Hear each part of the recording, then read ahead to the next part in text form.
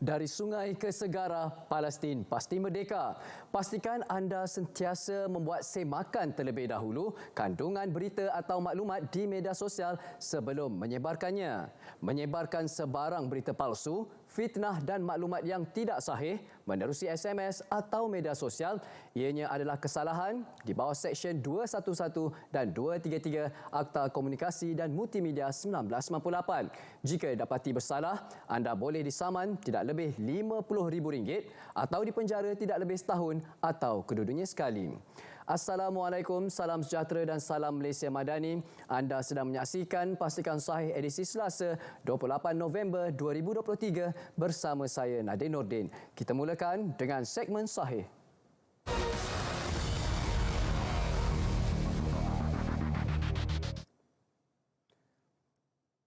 Tular di media sosial gambar kejadian tanah runtuh di pintu masuk terowong Genting Sepah.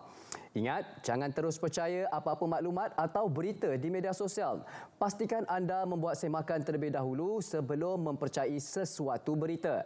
Berdasarkan perkongsian dan pencerahan di portal sebenarnya.my, menurut kenyataan polis daerah Bentong, polis menafikan berlaku tanah runtuh di pintu masuk ke terowong Genting Sepah seperti dipaparkan dalam sebuah video yang tular. Menurut Ketua Polis Daerah Bentong, Superintendent Zaiham Muhammad Kahar, video tersebut tular di media sosial sejak 25 November 2023 dan dipercayai kejadian tanah runtuh tersebut berlaku di luar negara. Jika anda perhati ataupun lihat gambar terowong tersebut juga adalah sangat berbeza dengan terowong Genting Sepah. Mohon hentikan penyebaran maklumat palsu ini dengan kadar segera. Ini boleh menyebabkan masyarakat menjadi panik. Waspada seterusnya sindiket penipuan lesen memandu tidak sah melalui platform media sosial.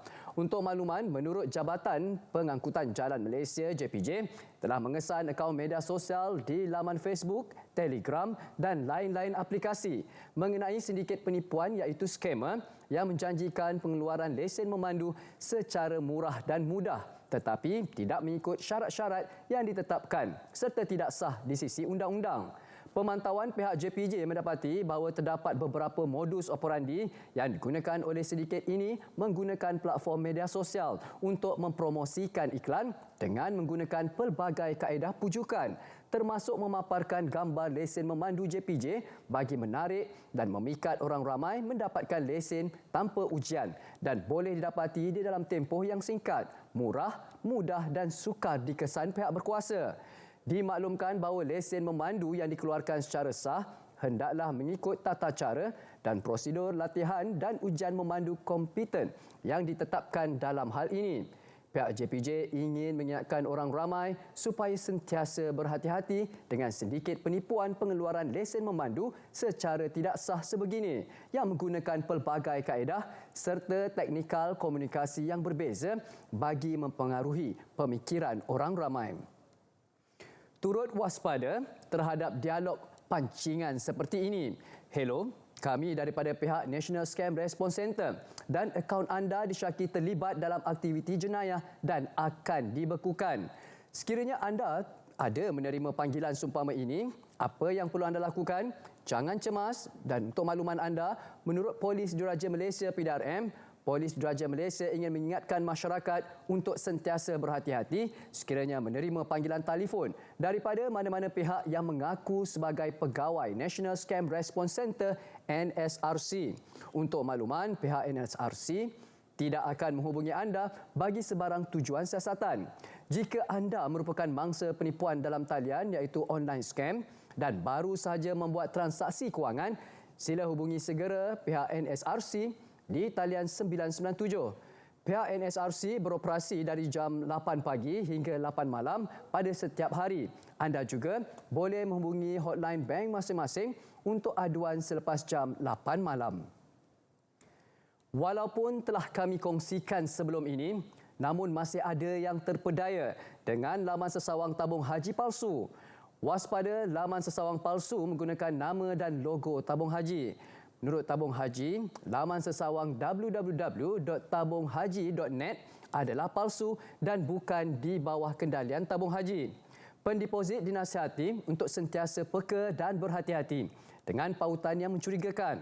Laman sesawang rasmi tabung haji boleh dilayari di laman sesawang www.tabunghaji.gov.my.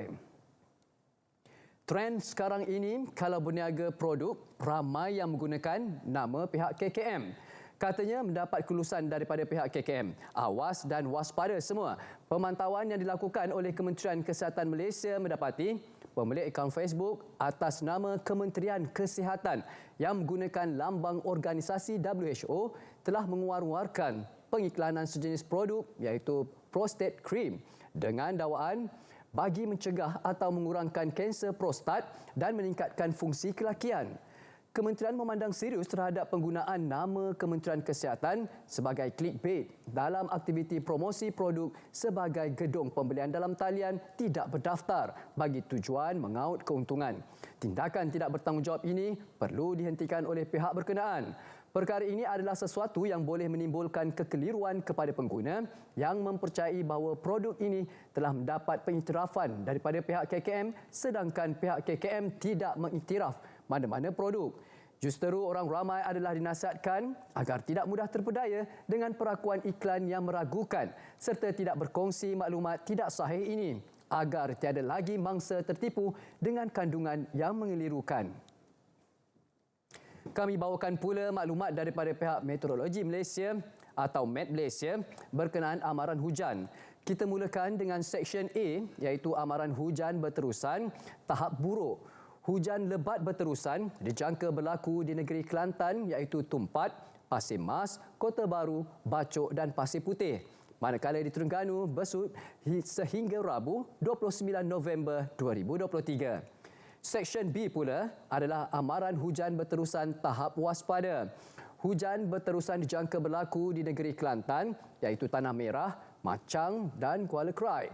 Di Terengganu iaitu Setiu, Kuala Nerus, Hulu Terengganu, Kuala Terengganu, Marang, Dungun dan Kemaman. Di Pahang pula, Kuantan dan Pekan sehingga Rabu 29 November 2023. Untuk makluman anda, amaran hujan berterusan tahap bahaya dikeluarkan apabila terdapat tanda-tanda yang menunjukkan hujan lebat berterusan dijangka berlaku dengan jumlah hujan melebihi 150 mm dalam tempoh 24 jam. Amaran hujan berterusan tahap buruk pula dikeluarkan apabila terdapat tanda-tanda yang menunjukkan hujan lebat berterusan dijangka berlaku dengan jumlah hujan melebihi 60 mm dalam tempoh 6 jam. Manakala amaran hujan berterusan tahap waspada dikeluarkan apabila terdapat tanda-tanda yang menunjukkan hujan atau ribut petir sedang atau dijangka berlaku melebihi 6 jam dalam tempoh tersebut di sesuatu kawasan. Ketika dilanda banjir, masih terdapat pihak yang tidak bertanggungjawab berkongsi maklumat tidak sahih dan palsu berkenaan cuaca. Ramalan dan amaran cuaca terkini dan sahih boleh didapati melalui laman sesawang www.met.gov.my, juga boleh diperoleh di media sosial rasmi Met Malaysia. Anda juga boleh muat turun aplikasi My Cuaca. Dapatkan maklumat yang sahih juga dengan cara menyaksikan siaran langsung laporan cuaca di saluran RTM TV1 dan ulangan di YouTube Met Malaysia. Untuk makluman ramalan cuaca signifikan dikemas kini setiap hari sebelum pukul 4 petang di laman sesawang dan media sosial rasmi Malaysian Meteorological Department atau anda boleh hubungi talian hotline 1300 221638 bagi pertanyaan lanjut. Mohon kepada anda untuk salurkan aduan berkenaan pendatang asing tanpa izin iaitu parti melalui email aduan iaitu aduanparti_hq@imi.gov.my atau ke laman sesawang imi.spab.gov.my. Juga anda boleh hubungi terus talian aduan 038880 1347. Perhatian semua, dimaklumkan bahawa talian aduan KPDN melalui WhatsApp 0198488000 ketika ini dalam proses penyelenggaraan bermula 27 November 2023 sehingga dimaklumkan kelak. Sebarang aduan boleh disalurkan melalui kaedah talian hotline 1-800-886-800 atau anda boleh terus ke portal KPDN iaitu eaduan.kpdn.gov.my. Hentikan spekulasi, hapuskan berita yang tidak pasti. Tak pasti, jangan kongsi. Pastikan Sahih berehat seketika, kembali selepas ini dalam segmen semasa.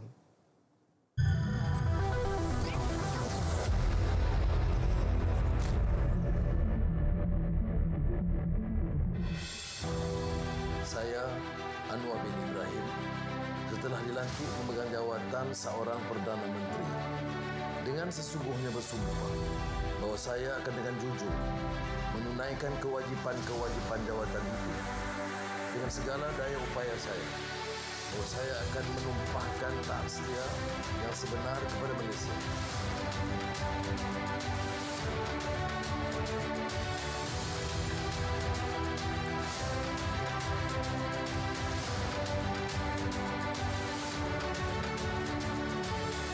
Madani turut menetapkan 7 penanda aras sebagai sasaran jangka sederhana yang mahu dicapai sebelum 10 tahun.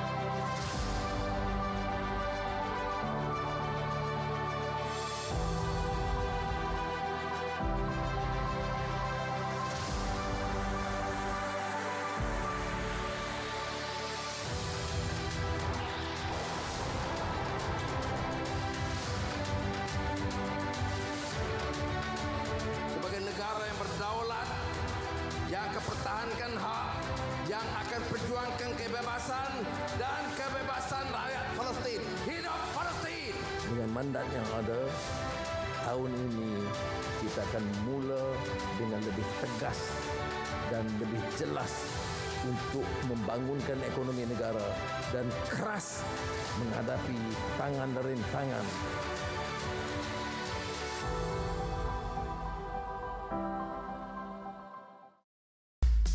Mulakan hari anda dengan informasi terkini. Liputan menyeluruh, aksi tanpa henti. Bersama kami dalam Berita Pagi 7 pagi, Berita Pagi Sabah 7.10 pagi. Berita Pagi Sarawak 7.20 pagi. Stadium RTM 7.30 pagi. Dan Kanta 744 7.44 pagi.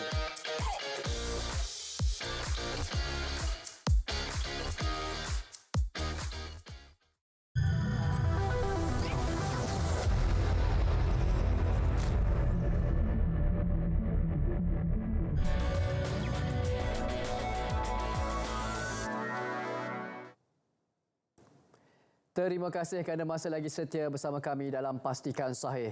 Ini adalah segmen semasa.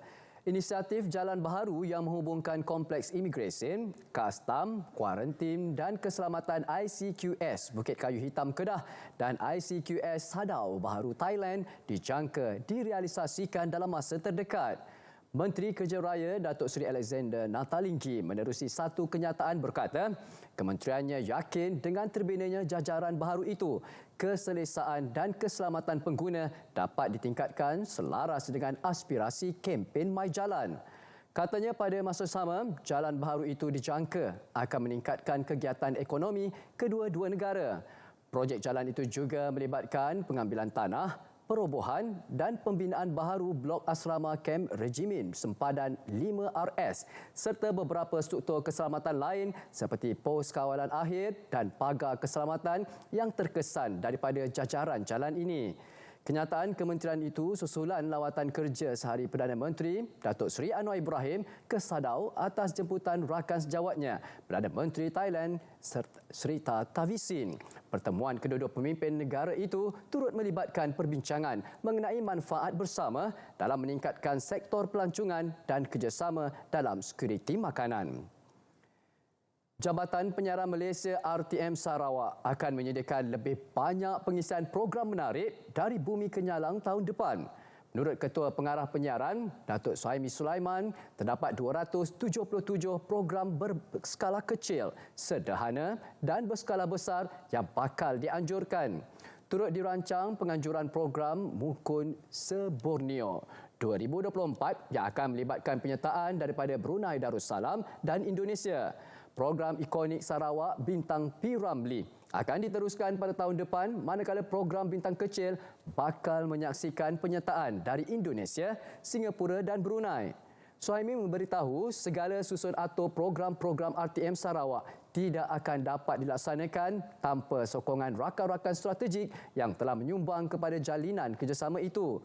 Sepanjang tahun 2022, RTM Sarawak mendahului stesen-stesen negeri lain dengan pendapatan paling tinggi setakat November lalu berjumlah RM721,153. Beliau turut berharap kerjasama antara RTM Sarawak bersama rakan-rakan strategiknya akan diteruskan. Situasi banjir di Kelantan dan Terengganu semakin baik. Di Kelantan, jumlah penduduk terjejas banjir melibatkan jajahan pasir mas dan bacuk berkurangan kepada 463 orang daripada 142 keluarga dan ditempatkan di 4 PPS. Hingga pukul 7.27 pagi ini, di jajahan bacuk pula 67 orang daripada 16 keluarga mendapat perlindungan di PPS SMK Beris Panco, manakala 85 orang daripada 23 keluarga berada di SK Jelawat. Di Terengganu, banjir semakin pulih apabila hanya 40 penduduk terjejas banjir daripada 10 keluarga masih berada di 3 PPS dengan 25 orang daripada 6 keluarga ditempatkan di PPS Sekolah Kebangsaan SK Atas Tol di Kuala Nerus. Di Dungun, 6 mangsa daripada 2 keluarga masih berada di PPS SK Tok Kah, manakala di Sitiu 9 mangsa daripada 2 keluarga masih berlindung di PPS SK Kampung Ru 10. Manakala di Selangor, portal yang sama melaporkan jumlah penduduk terjejas banjir pagi ini kekal seperti semalam, membabitkan 34 orang daripada 14 keluarga di satu sahaja PPS di daerah Kuala Selangor iaitu SK Sultan Abdul Aziz. Lonjakan penyakit pernafasan dialami di China ketika ini tidak setinggi sebelum wabak COVID-19. Kata seorang pegawai Pertubuhan Kesihatan Sedunia WHO mengulangi bahawa tiada patogen baharu atau luar biasa ditemui dalam kes baru-baru ini. Pemangku Pengarah Jabatan Kesiapsiagaan dan Pencegahan Wabak dan Pandemik WHO berkata, peningkatan itu didorong oleh peningkatan bilangan kanak-kanak yang dicangkiti patogen selama 2 tahun sekatan COVID-19. Jurucakap Suruhanjaya Kesihatan Kebangsaan China, Mi Feng berkata, lonjakan penyakit pernafasan akut dikaitkan dengan peredaran serentak beberapa jenis patogen. Yang paling ketara ialah influenza.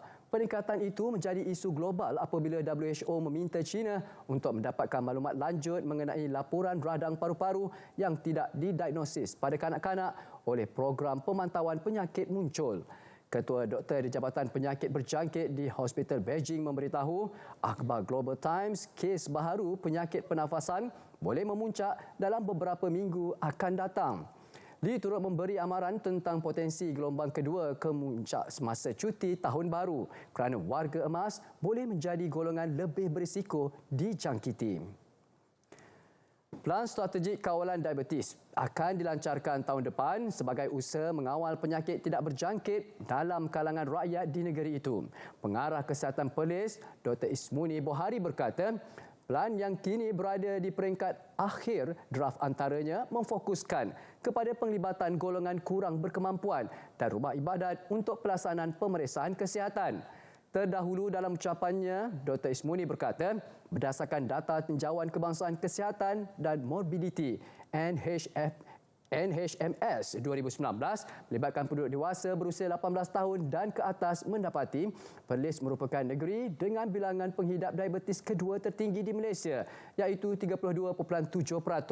Sehubungan itu, beliau menggalakkan orang ramai melakukan saringan awal kesihatan untuk mengelakkan daripada penyakit 3 serangkai termasuk diabetes selain mengamalkan gaya hidup sihat. Dr. Ismuni berkata sebanyak 3,241 golongan asnaf melibatkan 83 kampung di Perlis mendapat manfaat saringan kesihatan percuma melalui program komunikasi khas anjuran jabatannya dengan kerjasama Majlis Agama Islam dan Adat Istiadat Melayu Perlis (MAIPS) serta Jabatan Hal Ehwal Agama Islam Perlis (JAIPS). Nilai ringgit terus meningkat untuk dibuka tinggi berbanding dolar Amerika Syarikat pada sesi awal dagangan Selasa selepas nilai dolar Amerika Syarikat merosot, sementara hasil perbendaraan negara itu juga lebih rendah. Kata seorang penalisis, pada 9.2 pagi, ringgit menambah nilai kepada 4.6700 atau 4.6755 berbanding dolar Amerika Syarikat daripada 4.6785 atau 4.6830 pada penutup Isnin. Ketua Ekonomi Bank Muamalat Malaysia Berhad, Muhammad Afzal Nizam Abdul Rashid berkata, hasil perbendaraan 2 tahun dan 10 tahun masing-masing turun sebanyak 6.0 mata asas iaitu BPS dan 8.0 mata asas untuk ditutup pada 4.89% dan 4.39%. Begitu juga indeks dolar Amerika Syarikat DXY yang turun 0.19% kepada 103.211 mata. Sambungan itu, Muhammad Afzal Nizam berkata, ringgit berbanding dolar Amerika Syarikat dijangka disokong bank dan diunjur berlegar pada paras RM4.67 hingga RM4.68 hari ini. Dalam sesi dagangan awal, ringgit diniagakan bercampur-campur berbanding mata wang utama yang lain. Ringgit mengukuh nilai berbanding dolar Singapura pada 3.4958 atau 3.5001 daripada 3.4961 atau 3.5000 semalam. Hentikan spekulasi, hapuskan berita yang tidak pasti. Tak pasti, jangan kongsi. Pastikan saya berehat sekali lagi kembali selepas ini dalam segmen yang terakhir iaitu segmen notifikasi. Jangan ke mana-mana.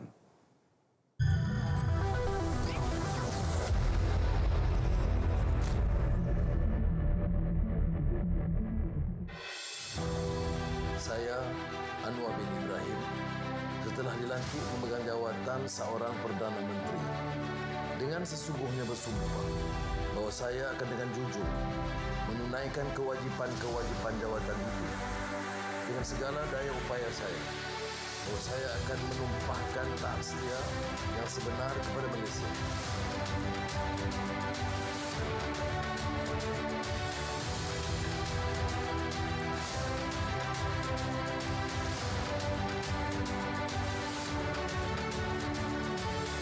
Madani turut menetapkan 7 penanda aras sebagai sasaran jangka sederhana yang mahu dicapai sebelum 10 tahun.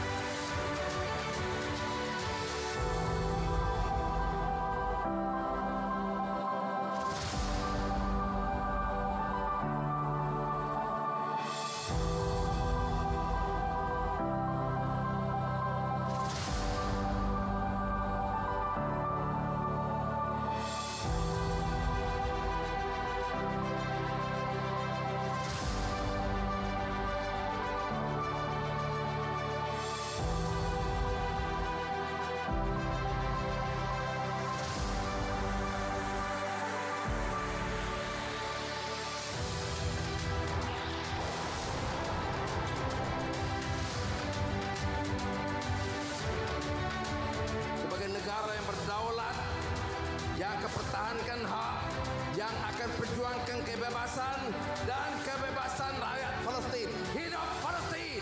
Dengan mandat yang ada, tahun ini kita akan mula dengan lebih tegas dan lebih jelas untuk membangunkan ekonomi negara dan keras menghadapi tangan dan rintangan.